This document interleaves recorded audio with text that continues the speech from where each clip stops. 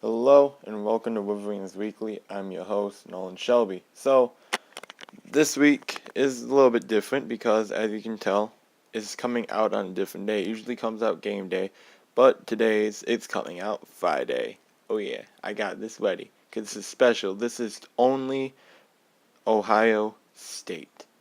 All it is. All I'm focusing on. And some other small things, but not too many. So, before I get to the game, I want to go over because of sad news, Chad Codd did pass away earlier this week. It was heartbreaking. I'm not ashamed to say that I was heartbroken. I did break down. I know many people did. Thoughts and prayers with the Codd family. It's a horrible time to lose somebody this holiday season. Okay, now on to a little bit of a happier news. We are officially retiring jerseys. Not doing the Legends program. Now we are officially retiring them. So the numbers that will be retired on Saturday. Desmond Howard's 21. And sorry if I pronounce this wrong. I can never say this right. The Restart brothers are number 11. All three of the number 11s. Tom Harmon's old 98. Ron Kramer's 87. I don't know why I can never say this name right either. Benny Osterban? Sorry. Number 47, and President Gerald Ford's 48.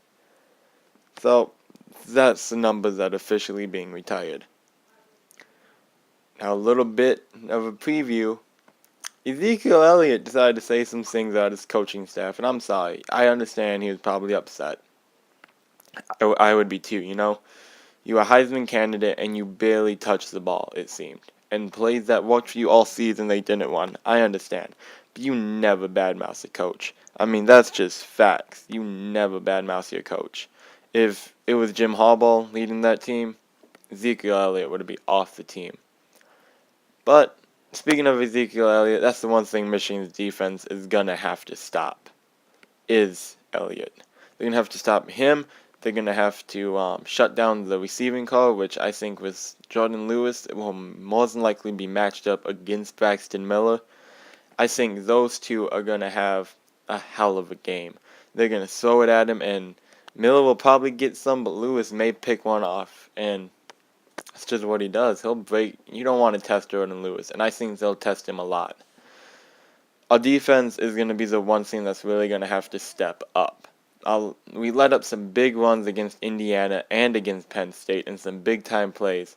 Our secondary has to be shut down, not letting up any passes, and our linebackers and that front line are going to have to really seal any holes and not let Ezekiel Elliott get a big run off. Because if he can, that more than likely puts them in good scoring position. On the offensive standpoint, Jake Reddick has been absolutely rolling on offense. I mean, setting records, just doing everything he can to beat up on it. And his main receivers so far are that Darbo and Cheston duo, which I said it, I don't think I said it on here, but I did say it a few times. We've only had like one big receiver for the past couple years. Last time we had a good receiver duo was Gallen and Hemingway back in 2011.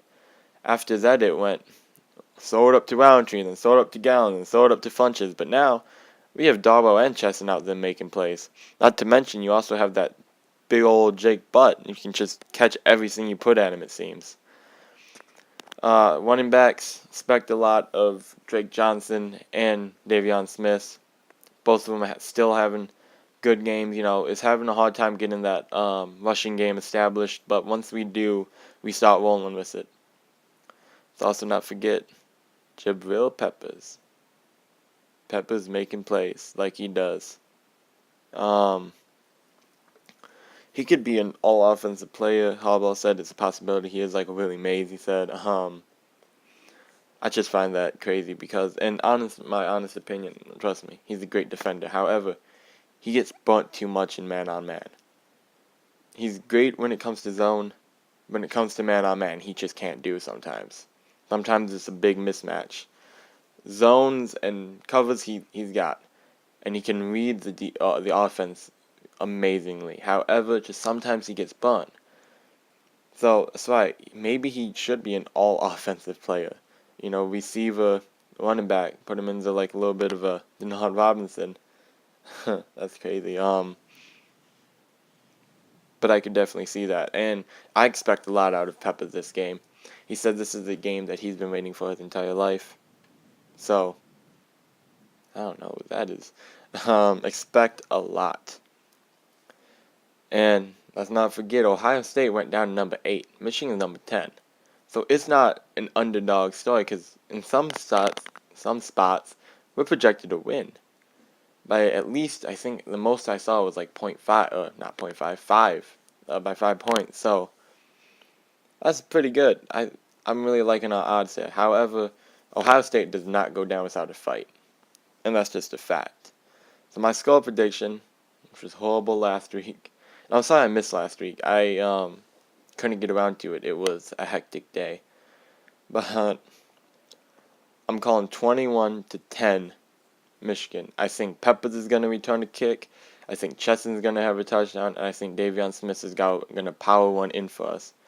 I also think that Ezekiel Elliott's going to get in, and he's going to have a couple big runs that'll set him up, but they can't do anything with and have to kick a field goal. That's why I'm going 21-10 for Michigan. Thank you guys for watching. I appreciate your support throughout the season.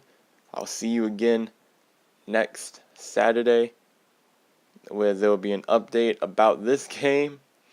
Also, whatever bowl game that we could possibly go to. So, thank you guys for watching, and as always, go blue. And I will leave you with the words of the late, great Bo Schembechler. It's going to be Michigan again. Michigan. Go blue.